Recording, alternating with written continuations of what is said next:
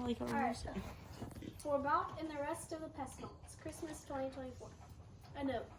Dear Bop and the rest of the Pestilence, for several years now... Can you hear Rosie? Yeah, I'm still kind of looking here. Make sure you read loudly. Maybe come stand closer. How about this? The standing place could be at Gwen. Okay. Gwen. By Gwen. Stand by me, Yes, stand by the stable. Wait, no, go over there. Now turn around. Okay. Oh, come over by. For several years now, I, Ruth, have written stories for Bop inspired by his sleepover stories. His characters, Esmeralda, Lydia, Stevedore, Sam, Izzy, Ruth, Stinkapoo Juice, Gwen, Skeeterbug, Noah, Snickle Fritz, Abram, Little Butte, Mary, and Rastapoussis, B, have gone on all sorts of adventures together. But this year's story is going to be a little different. Usually I, Ruth, write everyone's parts in the whole story. This year, though, each character is writing their own chapter. Each of us 8 grandkids have written a chapter from their point of view, all connecting to make one story. The funny thing is, we didn't have much of a plan for this story, so the author of each chapter got to decide what happened next. Oh, fun. The result was pretty hilarious. Merry Christmas, and I hope you enjoy the story. Love. We all signed each of their copies. All 8 of them. Okay. All right. Chapter 1. Here's the picture to go. Ooh. What is it?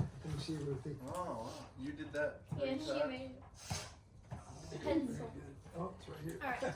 Chapter 1. Izzy. That's me. Izzy zipped up her coat. She stuffed her feet into 5 pairs of wool socks, then pulled on her hat. Izzy glanced out the window. Fat snowflakes swirled around, making it hard to see the forest across the road. She could just barely see the dark outline of pine trees. Suddenly there was a knock on the door. She opened it to 7 smiling faces. Ready? One of them asked. Yep, Izzy grinned. Let's go. The 8 of them filed off the porch and crossed the snowy street. They began to cross a large field, and beyond that was the forest. She'd always loved that forest. It always seemed mysterious and enchanted, especially in winter. As they stepped out into the pine needle floor, she took a deep breath, inhaling the frosty air. Come on, called Stevedore, swinging an axe around by its leather strap. This way. Rastapoussis ran up to Izzy. So we get to pick out a Christmas tree for Rosie and Bop? Yes, Izzy answered. We'll find the perfect one for them. Rastapoussis looked up. But these trees are too big. Izzy laughed. You're right, but a little ways ahead is a clearing with little baby pine trees in it. There we'll choose one to cut down. Rastapoussis gave a little skip, excited. Izzy looked up again, watching the dark green trees swaying against the white sky. She sighed, content. Here she was, in one of her favorite places with some of her favorite people. What could go wrong? It's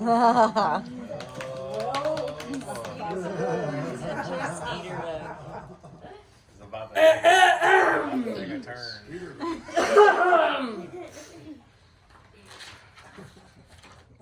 Mine won't be as good. My voice. Good, good, good, good. Yeah. Why didn't I bring an extra pair of socks? Skeeterbug asked himself after stepping in a sludgy pile of snow. He picked up a stick, crossed over the trail to Little Butte, and started slowly to brush the back of her head that wasn't covered with the hat. Little Butte turned around and glared at Skeeterbug. He quickly moved over to Snickle Fritz and Stinkapoo Juice, who had stopped at a fork in the road. Which way should we go? Snickle Fritz asked. The trail to the left has a big frozen puddle, so we shouldn't go that way, Skeeterbug said. While talking, the rest of the kids had caught up. Esmeralda said, let's go down the right path. It doesn't have many rocks, and it looks like a clearing is up ahead. They walked and talked with Stevedore in the lead. After a few minutes, they reached the clearing and marveled at the trees, each one better than the last. Skeeterbug brought up the rear and counted the kids, but something felt off. As he caught up with him, he asked Izzy, where's Stinkapoo? Ooh. Good job. Oh, that was great. That's what Casey did. That was great, buddy. I have a picture. Little Oh yeah. bit. So Mary has a picture. We don't have it in there yet, but I can stick it. Yeah, Sure. glue it in. That's cool. Little Butte looked around for someone to talk to. She saw Izzy and Skeeterbug huddled in a corner. Little Butte ran over quickly behind Skeeterbug. Boo! She cried. Little Butte, don't scare me like that. Skeeterbug. Why not? You do it to me all the time. Anyway, what are you doing over here? Said Little Butte. Izzy lowered her voice. I can't find Stinkapoo Juice. I think we should split up, said Scooterbug. No, that wouldn't work. We would lose even more people, argued Izzy. I'm just saying. Then Izzy cut him off and whispered something into his ear. Okay, Scooterbug said. Hey, little Beau, Izzy called. Little Beau had ran over. What's up? She asked. We're going to send you into the woods to try to find stink juice, Izzy answered. No way! Yelled Little Beau angrily. What do you think I would do on my own? In a huge woods? I thought you would be excited, Izzy said Izzy sadly. Then Snicklefritz came over. What's up, bruh? Sounds like me. Oh my goodness. Izzy and Little Beau looked at each other and said yes together. And should I know what that means? Asked Snicklefritz. Izzy and Scooterbug were having an argument. Are you sure we should have let Snicklefritz into the forest alone? Said Izzy. He'll be fine. He has had some time alone at your house, right? Izzy looked at her. She shook her head. Izzy shook her head. He'll be fine, right, Little Beau? Little Beau wasn't listening. She was thinking about her pose for Christmas photo. Then she got it. Hands on hips, one eyebrow in there. Oh, yeah, she said. See, Little Beau agrees with me, said Scooterbug. What? I asked Little Beau. Izzy fell to the ground laughing, and Scooterbug slapped his forehead. Wait, can you show us that pose?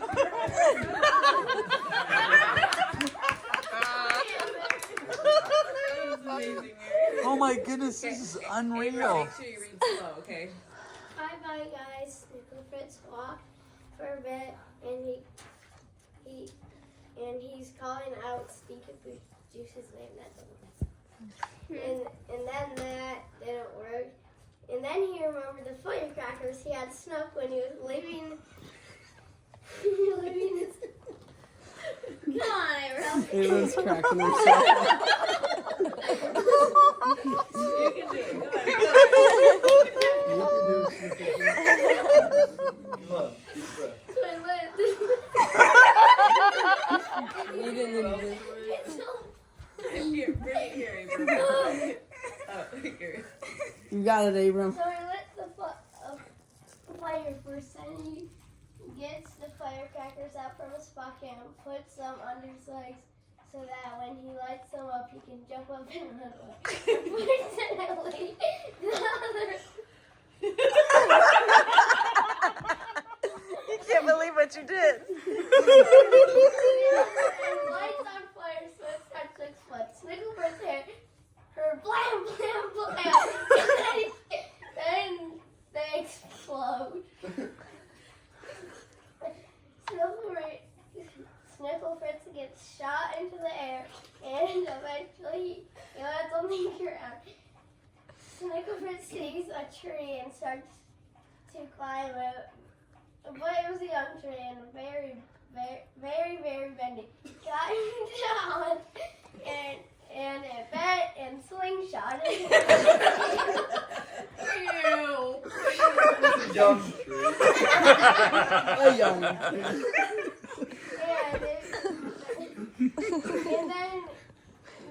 And then lands right next to a cave. So he walks into it. Izzy hears howls and screams. Snicklefritz had walked right into a wolf's den, and he ran up the tree, but the tree snapped and fell over. So he jumped to the next tree, but that tree snapped, and he just fell into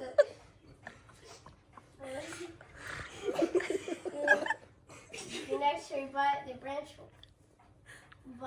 branch he was on snapped and fell right into the middle of the pack of wolves. He started to run, he tripped and started rolling down the hill and landed on a deer's back. The deer started to run because it saw the wolves. Snicklefritz yelled, "Yeehaw!"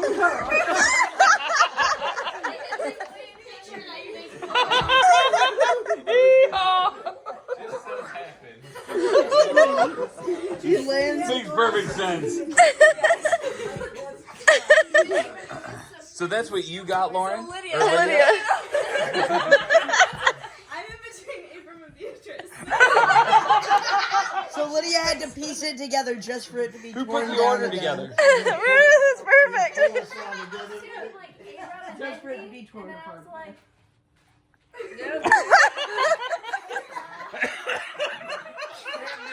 Oh, that face. That face. What were you thinking, Ruth? Show me again.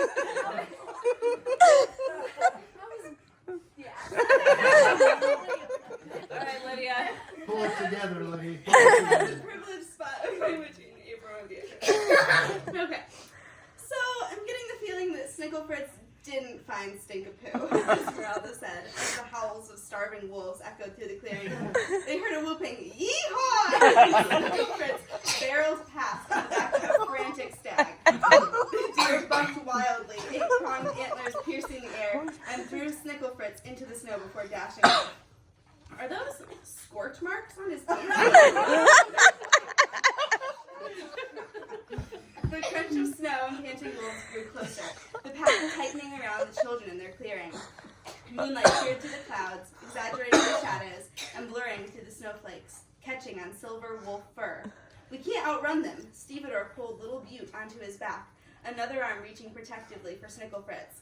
Little Butte sniffled, her hands squeezing tight around her big brother's neck. What are we going to do? The trees! Esmeralda pointed to the towering pines, their needles protectively layered around the branches. I read about it in a book. If we climb high enough, the wolves can't reach us. Oh, right, Skeeterbug gasped. The Hobbit, but didn't that end up with... There isn't any time. Esmeralda and Izzy climbed up first, reaching down as Skeeterbug and Stevedore lifted Little Butte and Rastapousas to the highest boughs. Snickle Fritz wriggled up on his own. They tucked their legs up and held their breath, waiting for the wolves to arrive. Squeezing Rastapousas to her chest, Esmeralda could feel their heartbeats thumping together, pounding away the seconds. The wolves tore through the clearing, their footprints marring the smooth snow, huffing and growling and panting. The children held each other's hands and waited, watching the wolves disappear into the distance. For several minutes, no one dared to breathe or speak. They must be after something else. Finally, Esmeralda jumped down from a tree branch. She held out her arms, waiting for Izzy to lower Rastapousas. We need to find Stinkapoo, Stevedore said, his boots crunching into the snow. Agreed. Esmeralda set Rastapousas on the ground and helped Little Butte down. Let's split up, but this time in groups of 2s and 3s. I'll take Rasty, Stevedore takes Snickle Fritz and Little Butte, and Skeeterbug and Izzy can go together. Sounds good. Izzy wrapped her arm around Skeeterbug's shoulder, but he shrugged her away. Look out for each other, Esmeralda called back, holding Rastapousas' hand. We don't need anyone else getting lost. Dun dun dun. How about Ruth translates for Beatrice? I can't wait to hear your part, B. Ruth, you could interpret for her. Do you want to come over? Or do you want We're Mother? doing it. You want me to? Okay. Rastapousas. Yell for Stinkapoo juice. Yell again. And then it didn't work, so they climbed up a tree and yelled again. But it didn't work. Then they yelled and yelled and yelled, and it didn't work. So then they kept on walking. They walked and walked and walked and walked. They saw reindeer. And so then they climbed up on those. And then they kept on going while riding on a reindeer. And then they kept on riding and riding and riding until they went in a house. Woo! Good job, B. Good job, B. Yay! Beatrice. You got him a long way. They walk. Good job, girl. You're still missing, right? You're looking for I get to see what she's doing. Hello, says Stinkapoo Juice. Is anyone there? This is unbelievable. I told Stevedore I was going to the bathroom real quick. I come back and now everyone's She said all marching around the field of trees. She started to walk in the middle of the trees when she saw the perfect Christmas tree. She went over and examined it. Then she built a snowman so she could find it again. Then she saw prints in the snow, but not footprints, wolf tracks. She followed them. It looks like the wolves were chasing the deer, thought Stinkapoo. She saw a giant mark in the snow and a face print at the bottom. Snickle print,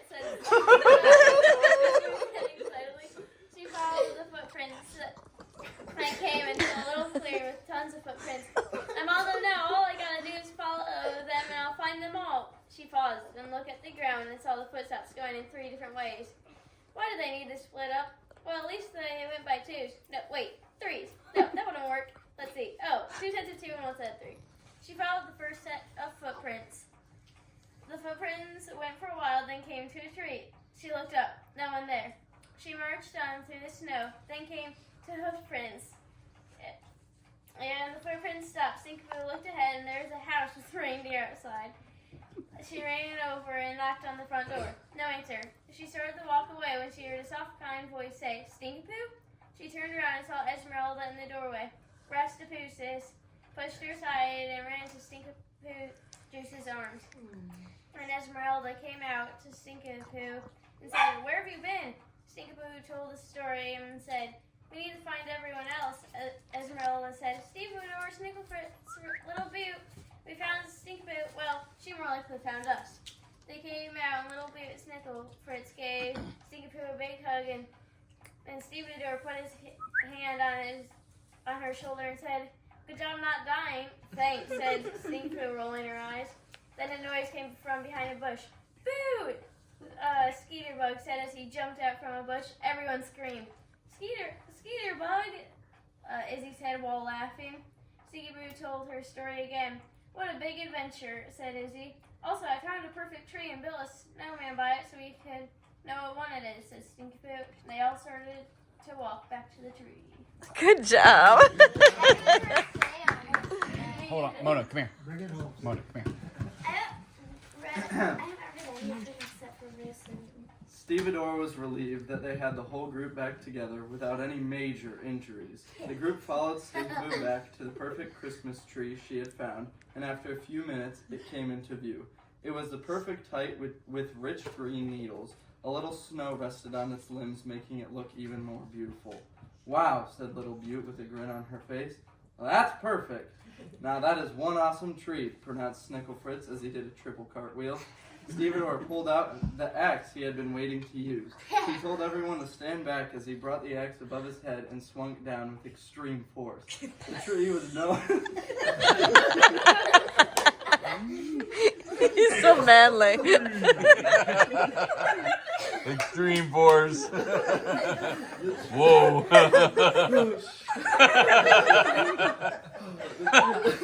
The tree was no match for Steve. Oh, wait, there's more. The tree was no match for Stevedore's massive muscle and the tree cleaver he wielded. And in no time, the perfect Christmas tree had fallen onto the snowy ground. With the help of the other boys, Stevedore hoisted the tree on his back, and they all began the journey to Rosie and Bop's. In no time, they were in the safety of Rosie and Bop's warm living room. They worked together to decorate the tree with fun lights and fancy ornaments. Finally, when it was time to put on the star, Rastapoosis looked up at Stevedore and said, "Can I go on your shoulders and put on the star?" Stevedore agreed and picked her up. Bop handed Rastapoosis the star, and she raised it up to the tippy top of the tree. She placed it on, and then pushed the button that turned on the star, and finished the tree. Everyone stood there for a moment, standing silently as they admired the beautiful masterpiece they had created. Then, Bop bellowed, "Group hug!" and everyone squeezed in, except for Esmeralda, who strategically moved outside the pile. Once the hug was over, they all sat down and snuggled into blankets. Without a word being spoken, they all agreed this was the best Christmas ever. The end. Woo!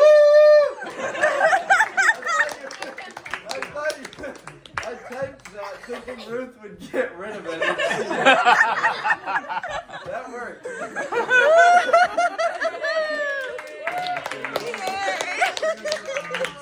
That is unbelievable. I got tears in my eyes. Oh my goodness. That was a standing ovation. That was wonderful. That's unreal. There's only one way we can finish something. Group hug!